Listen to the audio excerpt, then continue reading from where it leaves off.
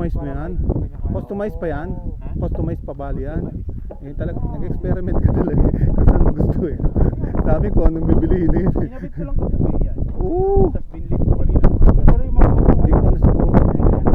Oo nga, bago naman pala yung preno mo ah. mechanical yan ako yan. Hindi na ko dyan ano. Hindi, hydraulic na. Hydraulic, ibang klase. Walang magawa sa pyesa talaga oh. Delikado sa akin yan, pabaliktad ako sa lakas ng preno.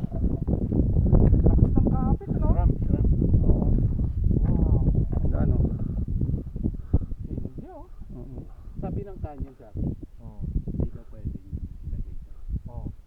Sabi ko, binili ko na. Ikaw ang ginawa mo ng paraan.